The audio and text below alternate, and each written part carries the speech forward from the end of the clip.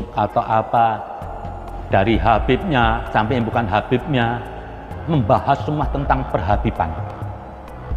Karena ada dari Bahar Smith yang dia gila Habib, tapi nggak sudah melayak Habib, dengan melontarkan sikap-sikap mengatakan barang siapa yang nggak cinta kepada turunan Nabi masuk neraka. Itu yang dimaksud itu Ahlul Bait, bukan Bahar. Kalau cinta sama Bahar masuk neraka, mendingan saya masuk neraka. Masa saya nyuntain orang bego yang cuma modal nasab.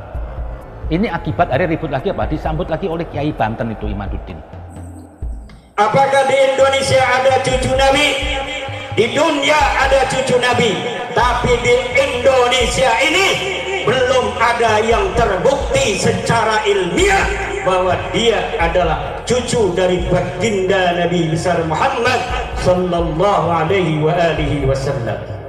Maka siapa saja yang mengaku sebagai cucu baginda Nabi ingin dipercaya, silahkan adakan tes DNA dan kita akan percaya kalau DNA-nya sesuai dengan DNA orang Arab, sesuai dengan DNA Bani Hashim, sesuai dengan DNA daripada Bani Abi Talib, ayah daripada Sayyidina Ali karramallahu wajhah.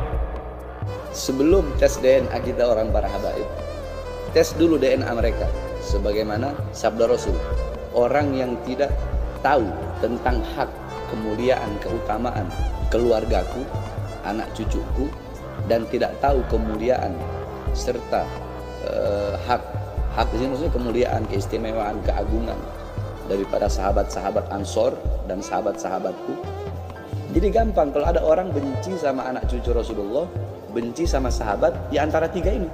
Kalau nggak munafik, anak hasil zina, kemudian anak haid. Pergi ke Robito, pergi ke Nagoba, tanya aja sana nasabnya Bahar bin semua. Anak kan memberikan, anak membantah si Imaduddin pakai dalil, anak juga pakai dalil. Ada yang nggak terima deh.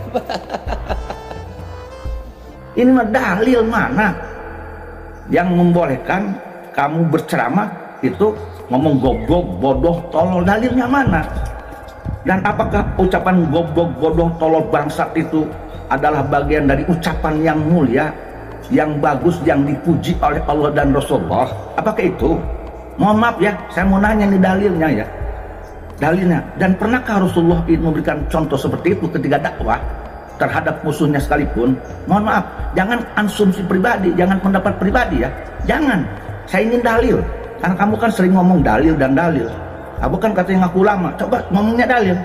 Setiap ulama itu ucapannya harus berdalil, jangan dari pribadi ya. Kalau dari pribadi, mohon maaf, tukang becak pun bisa, saya pun orang bodoh pun bisa. Kalau pribadi ya, penjahat pun bisa ngomong pribadi. Jadi kebenaran bukan pribadi, kebenaran adalah sesuatu yang sesuai dalilnya, ada referensinya, ada contoh teladan dari Rasulullah dan dari ulama-ulama yang soleh. Apalagi dia menjadikan umat Nabi Muhammad dijadikan sebagai budak, bukan diangkat derajatnya, tapi dijadikan sebagai budak-budak manusia, diajak demo yang tidak ada manfaatnya, bukan demi agama, bukan demi Rasulullah, bukan demi apapun yang bermanfaat bagi yang diajak, tetapi hanya demi namanya semata. Maka ini memanfaatkan umat Islam untuk kepentingan pribadi. Para ulama tidak boleh diam lagi. Sama kayak orang nanya, Beb, gimana tentang Habib Zain Kribo? Ya walaupun dia begitu modelnya, ya tetap dia Habib. Terus bagaimana? Walaupun begitu modelnya, ya Habibnya nggak hilang lah. Meributkan tentang nasab, keturunan Nabi itu nggak ada. Apa sih pentingnya mau ributin nasab ini? Emang kalau saya ini ngomong nasab, saya bisa memancarkan ilmu matematika, terus ilmu teknologi, atau ilmu tafsir? Kan nggak ada. Ini dialog pepesan kosong, dialog anak kecil. Saya nggak melihat Bahar dan Imaduddin sama juga lah. Ini kayak sesuatu apa? Kalau Bahar bicara tentang kehabiban, mungkin dia berharap apa? Ada manfaat masuk ke dirinya. Tapi jujur saya Pak Imaduddin, nggak mungkin Anda ini mengatakan keturunan Habib, nggak ada angin, nggak ada hujan. Terus Anda menyerang Habib, tidak ada keturunan. Ini ada diri Anda, ini ada apa? Atau mungkin Anda ada benci sama Habaib, satu orang ketipu. Jangan begitulah. Ini perhabiban ini sudah ada dari nenek moyang. Kalau belum di NU itu dari Kiai Hasyim Asy'ari itu sudah mengakui Habib. Dan sampai Gus Dur pernah bilang di negeri Idan ini bersyukur masih ada keturunan Nabi yang hadir mendapat berkah. Itu bagi saya nggak penting. Saya ini Habib, saya nggak petean jadi Habib. Cuma saya lihat nih ribut-ributnya apa? Nggak ada manfaatnya. Mau lebih bahas tafsir Ramadan, bahas tentang adab Ramadan. Ini ribut Habib-Habib. Yang dua-dua itu sulit mau dibuktiin apa? Yang satu pakai buku. Buku itu belum tentu benar. Menolak katanya ini bukan keturunan Habib, terputus. Sekarang saya mau tanya, apakah kita nggak meyakinin kita ini sekarang punya kakek ada 100 tahun yang ke sana ada? Kan pasti ada kakek kita. Sekalipun kita nggak catat. Bukan kita ini datangnya dadakan.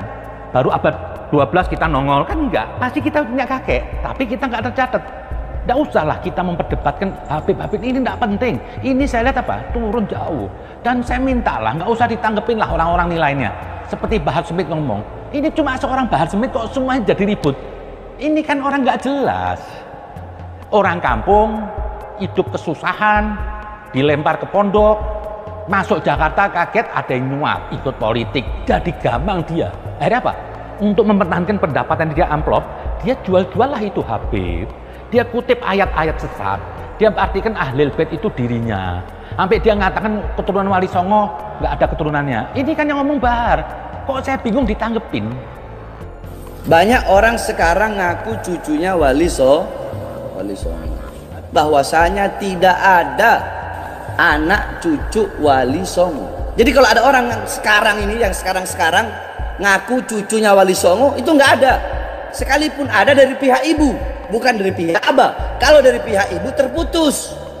Ya juga kepada Pak Imaduddin juga di Banten, sudahlah. Kalau emang Anda Habib, nggak diakui oleh Arobito, tetap aja nanti Habib lah. Kita ini bisa tahu Habib atau enggak, pastinya itu apa? Setelah mati yuk. Saya nggak pedain juga dengan Habib. Gini aja lah saya bilang, saya sering ngomong bilang dari dulu. Anda menggugat Habib itu juga, Habib nggak ada kepentingan apapun. Menjadi Habib itu bukan suatu prestasi atau apa ya, kehebatan. Jadi ngapain Anda gugat-gugat juga? Bukti banyak Habib nggak benar. Dan ini gonggongan saya datang sayangan dari Pak Kiai siapa tuh Imaduddin apa yang di Banten. Kok jadi gini bongkar-bongkaran kitab? Mau Anda punya kitab, orang punya kitab. Ada satu Kiai Banten yang saya lihat, saya bijaksana tuh dia bilang, sudah kalau emang yang di Banten ini seperti Wali Songo nggak diakui Arobito, nggak apa-apa. Arobito ini bukan tolak ukur kebenaran. Lah, yang Habib-Habib ini mau Anda dikatain orang lain nggak Habib, ya sudah biarin. Kok jadi ribut, saya bilang di dialog semuanya. Akhirnya Muslim ini jadi mundur lagi, meribut nasab. Ya saya sayangin lah, yang Kiai di Banten itu sampai Anda begitu. Akhirnya apa? Anda disambut dengan Bahar, Habib Kadal, Habib Kacung. Dulu derajat Anda, malah saya dengar Anda banyak karya tulisannya. Ilmu boleh banyak, tapi hati-hati loh, orang ilmu nggak jaminan dia tuh mulia. Kalau datang sesuatu hal, emosi, membela diri, akhirnya menyampaikan suatu berita yang nggak baik. Apa kita nggak tahu yang membunuh Ali bin Abi Thalib itu?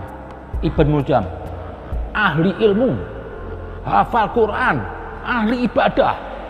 Di puncaknya jatuh dia. Kenapa? Bicara aku. Karena dia merasa dirugikan, jatuh. Padahal dia sahabatnya Ali bin Abi Thalib, sahabat Rasulullah. Tapi bisa melenceng itu. Jadi saya kepada Pak Imaduddin, teruslah Anda bicara yang lain lah, dakwah yang lain. Keluarkan tulisan-tulisan itu apa? Yang nggak usah benturin. Nggak penting ini. Bagi saya itu Habib, kalau nggak Habib nggak penting. Saya ini Asegaf. Saya nggak merasa punya privilege dari Asegaf. Saya santai-santai aja. Bagi saya Pak, ilmu yang bisa membedakan manusia itu lebih baik. Karena apa? Saya pernah ngalamin dulu bodoh. Nggak punya nilai. Nah, sekarang kalau orang tuh ada ilmu, nggak perlu lagi itu nasab. Nggak usah tanya lagi anaknya siapa si fulan. Orang hormat. Karena kata Ali bin Abi Thalib, orang itu dilihat apa? Dari apa yang dibicarakan. Itu bisa ketahuan, pinter atau goblok. Jadi orang pinter harus ngomong. Kalau nggak ngomong ya nggak ketahuan ilmunya. Jadi adu domba Habib ini tolong hentikanlah. Ini nggak ada pentingnya. Yang Anda seorang Habib mungkin yang Banten, Wali Songo, nggak diakal Arobito, nggak apa-apa. Arobito ini bukan utusan Tuhan juga. Dan juga mungkin dia ada salah. Dan yang Habib-Habib Arobito nggak usah lah. Nggak usah mengklaim ini Habib cuma orang Yaman aja, nggak ada lah. Yaman itu mungkin cuma 1% mewakili Habib Indonesia. Wali Songo ini banyak di sini. Saya nggak mau nanggepin sangkaan Bahar Smith. Itu semua sangkaannya apa? Sesat semuanya. Saya bingung ini. Kok seorang Bahar ngoceh-ngoceh jadi mewakili Habib se-Indonesia? Direspon semuanya. Kayak nggak ada Habib lagi ini. Nggak usah lah. Anggap Bahar itu apa? Sampah. Nggak usah ditangkepin. Orang yang terlalu menangkepin Bahar ya apa? Jadi jatuh. Jadi apa? Gonggongan. Kayak di Arab Saudi, di Yaman atau yang timur-timur itu ada nggak sih Habib? Habib ini banyak. Terlepas catatannya benar atau enggak, ada keturunan Nabi. Ada. Nggak mungkin dong, masuk keluarga Nabi semua mandul. Ada. Yang cuma di Al-Quran itu Ahlul Bait hanya 5 orang yang disucikan. Yang lain itu ya cuma numpang darah. Ada satu perkataan dari Ali bin Abi Thalib. Keluarga Rasul atau sahabat Rasul adalah apa? Mereka yang mentaatin Allah. Sekalipun tidak ada hubungan darah dengan Rasul. Dan bukan keluarga Rasul, bukan sahabat Rasul, bagi mereka yang tidak mentaatin Allah, sekalipun ada hubungan darah dengan Rasul. Ada contoh di situ apa? Salman Al-Farisi. Dinisbatkan dia apa? Kata Nabi, dia min ahlil baitu, dia keluargaku. Padahal secara darah, Salman tidak ada hubungan darah. Dalam pandangan saya ini saat ini ya, Muslim yang ada di Indonesia, baik NU dan Muhammadiyah, dalam pandangan saya loh, masih lebih tinggi daripada Salman Al-Farisi. Kenapa? Anda ini semua bisa begitu cinta kepada Rasulullah, padahal Anda tidak pernah bertemu Rasulullah. Ini yang lebih mulia. Sementara sahabat-sahabat dulu mulia di zaman Nabi masih jumpa dengan Rasul. Jadi kekurangan apapun warga NU ataupun Muhammadiyah, di pandangan saya Anda sudah mulia. Kok berapa di atas Salman Al-Farisi? Kenapa? Anda nggak berjumpa dengan Rasul. Dan ini pernah Nabi bicara kepada sahabat. Nabi bertanya pada sahabat, "Yei, siapa orang yang paling aku sayang, aku tunggu, yang paling mulia?" Sahabat bertanya, "Keluargamu ya Rasulullah." Kata Nabi, "Loh, kalau keluarga saya itu baik, nggak ada kelebihan." Ada lagi, siapa? "Sahabatmu ya Rasulullah." "Loh, sahabat ketemu saya, kalau baik, ya biasa. Nggak baik justru nggak biasa." Terus tanya semua, "Siapa ya Rasulullah?"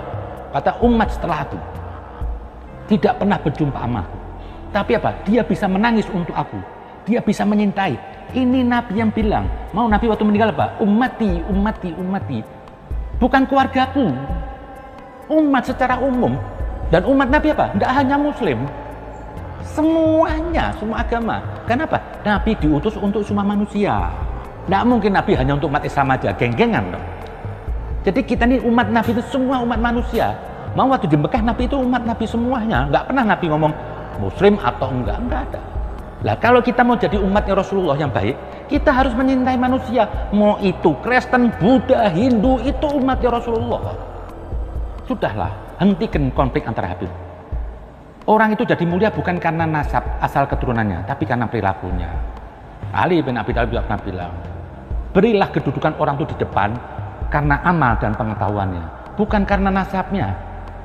Ali bin Abi Thalib sudah tahu akan datang di suatu zaman apa? Orang meributkan ini nasab. Dan nasab ini kadang-kadang bukan karena Habib aja. Kadang-kadang ada keraton ribut nasab, kerajaan ribut nasab. Yang ribut nasab, ini ribut tidak ada isinya. Tong kosong berbunyi nyaring. Apa nasab? Terus kalau besok jadi askar, saya bisa terbang gitu? Enggak. Terus besok saya jadi Habib, tidak baca ilmu, bisa tahu ilmu? Ya enggak, saya harus sekolah dari STK, SD, SMP, SMA. Kalau jadi Habib bisa langsung kuliah, itu boleh. Ini enggak juga, sama juga. Kadang-kadang saya tolol, kadang saya pinter, ya sudah. Kan manusia tuh awalnya tolol semuanya, bodoh. Terus tahu ilmu jadi pinter. Makanya kalau orang pinter itu dia tahu orang tolol. Sementara kalau orang tolol nggak pernah cari ilmu, dia nggak tahu kalau dirinya tolol, dia merasa pinter terus. Nah kita sabar. Jadi itu aja, hentikan aja konflik Habib ini, nggak penting bagi saya. Bukan akidah. Kalau yang dibilang tadi Ahlul Bait Rasul itu akidah, betul. 5 orang yang sucikan. Kalau setelahnya ini Habib ini bukan akidah. Anda benci Habib tidak masuk neraka. Anda cinta Habib ya tidak melebihi, karena kalau amal Anda nggak bagus ya nggak membawa Anda ke surga. Jadi santai-santai aja lah. Nah saya cuma ingin menyampaikan kepada semuanya, tolonglah Bahar itu nggak usah ditanggepin lah. Biarin Bahar yang ngadepin saya lah. Kenapa? Nggak pantas Bahar itu dilawan kiai.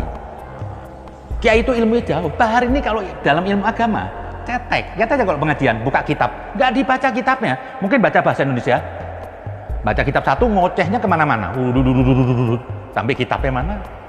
Ini nggak bisa apa-apa Bahar, tolonglah Pak Kiai-Kiai ini, nggak usah dianggap penting lah nih Bahar ini. Kenapa? Tanggapan Anda apa? Membesarkan Bahar itu. Bahar biar urusan saya lah. Saya lawan Bahar itu apa? Dengan saya bilang tolol, goblok, Habib gadungan, Habib palsu, nggak apa-apa saya ngomong.